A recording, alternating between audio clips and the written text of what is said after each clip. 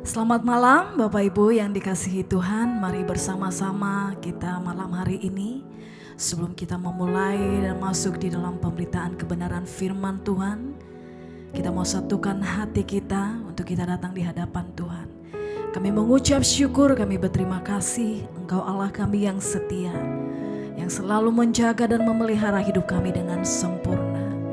Terima kasih Tuhan untuk kesempatan ini, karena kami kembali dapat mendengarkan suara-Mu melalui setiap pemberitaan kebenaran firman-Mu. Biarlah Roh Kudus bekerja di tengah-tengah kami. Di dalam nama Tuhan Yesus. Haleluya. Amin. Ku datang dengan syukurku, membawa kerinduanku, Yesus, ingin ku menyenangkan-Mu.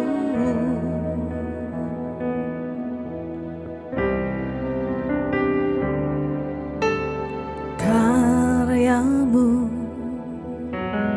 indah bagiku, kasih yang menyelamatkanku, Yesus. Inilah persembahanku.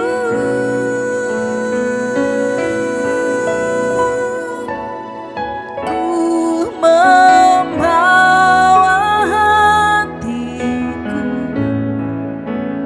hanya Engkau di hidupku, Yesusku, Kau terindah. Selamanya ku menyembah-Mu. Ku membawa hidupku, inilah persembahanku untuk Yesusku, Kau terindah. Selamanya ku menyembah-Mu, Yesus.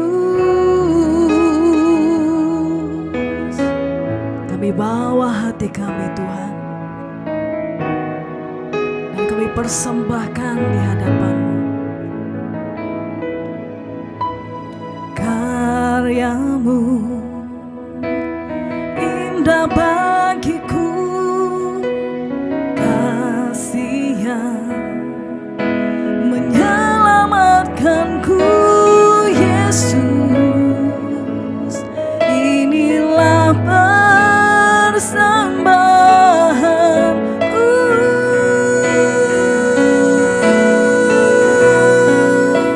Ku membawa hatiku, hanya Engkau di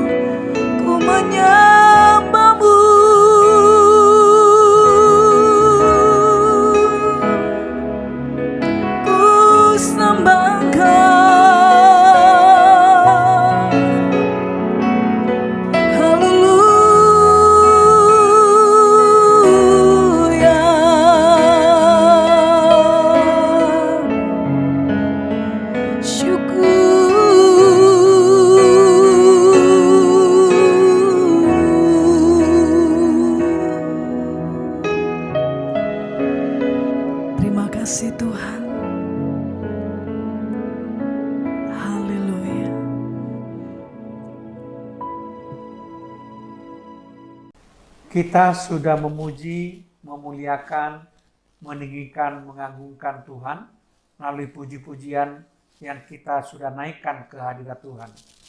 Saya percaya hati kita sudah siap untuk menerima taburan benih firman Allah, dan kita percaya bahwa seperti tanah yang gemur yang siap ditaburi benih, demikian juga hati kita, supaya setiap firman Tuhan yang ditaburkan dapat tumbuh dan berbuah lebat.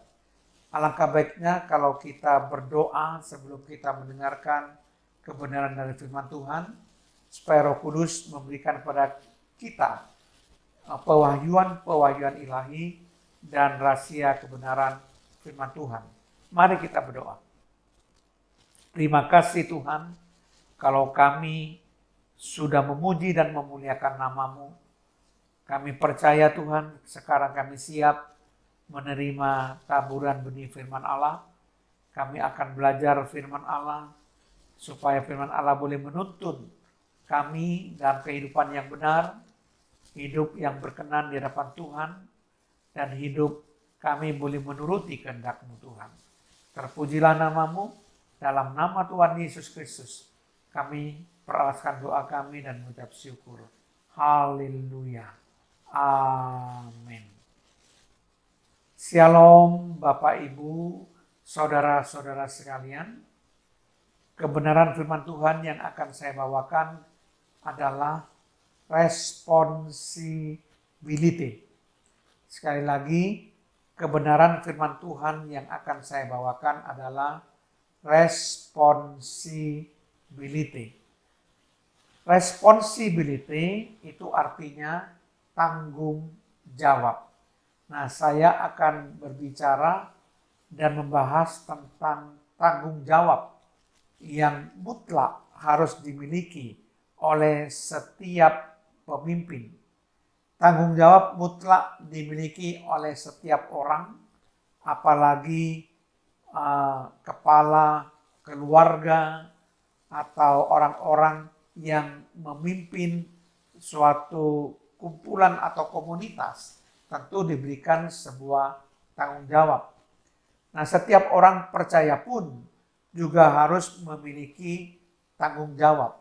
Saya akan membahas dari berbagai macam segi, yaitu yang pertama, tanggung jawab itu adalah mengemban kepercayaan yang diterima. Sekali lagi, tanggung jawab adalah mengemban kepercayaan yang diterima. Nah, dari sini kita akan membahas suatu contoh tokoh Alkitab yang merupakan seorang yang bertanggung jawab, yaitu Daud. Nah, apakah Daud merupakan orang yang bisa mengemban kepercayaan yang diterima? Iya. Contohnya adalah Daud bisa mengemban kepercayaan yang diterima dari ayahnya.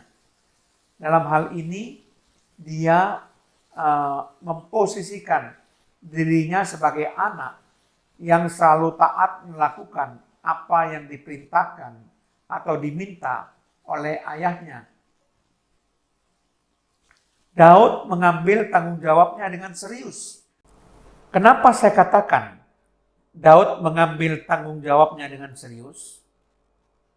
Karena sekalipun dia tidak dihargai, tidak diperhitungkan, dan cenderung untuk dilupakan oleh ayah dan kakak-kakaknya, tapi dia tetap bertanggung jawab sebagai anak yang baik, yang menuruti dan taat kepada perintah ayahnya.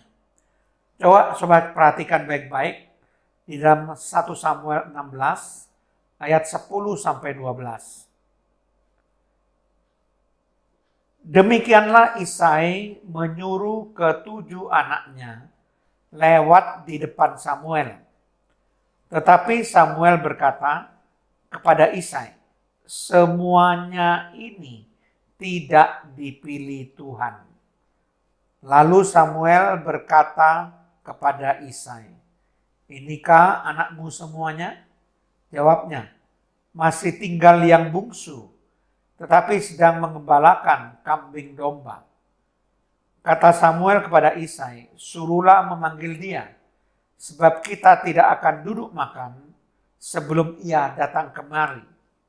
Kemudian disuruhnyalah menjemput dia, ia kemerah-merahan, matanya indah, dan parasnya elok. Lalu Tuhan berfirman, bangkitlah, urapilah dia, sebab inilah dia. Nah, ketika Samuel disuruh Tuhan untuk mencari orang yang diurapi, untuk menggantikan Saul menjadi raja Israel, Samuel pergi kepada keluarga Isai. Nah, yang diajukan oleh Isai itu adalah ketujuh anaknya tanpa Daud. Jadi Daud dianggap bukan orang yang penting. Daud tidak dianggap keberadaannya karena cuma sebagai gembala kambing domba. Daud dianggap sebagai orang yang bahkan cenderung dilupakan keberadaannya. Sehingga yang diajukan adalah anak-anak yang lain oleh Isai. Tapi Samuel katakan bukan ini. Tidak ada yang dipilih Tuhan di antara anakmu yang ini. Maka dia bertanya apakah ada anak yang lain. Maka baru Daud diajukan. Oh, masih ada yang bungsu yang sedang mengembalakan kambing domba. Baru Daud dipanggil. Dan ternyata justru orang yang tidak diperhitungkan, orang yang dianggap tidak penting, itu yang dipilih oleh Tuhan. Sehingga Tuhan katakan, bangkitlah, urapilah dia. Sebab inilah dia, kata Tuhan. Jadi Daud akhirnya diurapi oleh Samuel. Bukan kakak-kakaknya, bukan anak-anak Isai yang lain. Nah, sekalipun ayahnya tidak menghargai, tidak memperhitungkan dia, kakaknya tidak menghargai, meremehkan dia, Daud tetap tidak dendam, saudara. Dan dia bersikap low profile. Jadi artinya dia merendahkan hatinya. Ya, tidak menuntut macam-macam, saudara. Dan ternyata justru sikapnya inilah yang memperkenankan hati Tuhan. Dan ketika Isai memerintahkan Daud untuk mengantarkan berti gandum, roti, dan keju di medan perang, di perkemahan perang, Daud langsung tanpa menawar dia lakukan itu. Ini hal yang sangat luar biasa. Coba kita baca dalam 1 Samuel 17, ayat 17 sampai 18. Isai berkata kepada Daud, anaknya, ambillah untuk kakak-kakakmu berti gandum ini, seeva, dan roti yang 10 ini, bawalah cepat-cepat ke perkemahan kepada kakak-kakakmu. Dan baiklah sampaikan keju yang 10 ini kepada kepala pasukan 1000. Tengoklah apakah kakak-kakakmu selamat, dan bawalah pulang suatu tanda dari mereka. Daud tanpa bertanya apa-apa, dia langsung berangkat untuk menyampaikan pesanan daripada ayahnya, barang-barang yang perlu disampaikan, berti gandum, roti, dan keju. Nah, ini menggambarkan Daud seorang yang bertanggung jawab. Sebagai seorang anak, dia melakukan apa yang diperintahkan oleh ayahnya. Tanpa menawar apapun. Ini sebagai contoh bahwa tanggung jawab itu mengemban kepercayaan yang diberikan ayahnya kepada dia.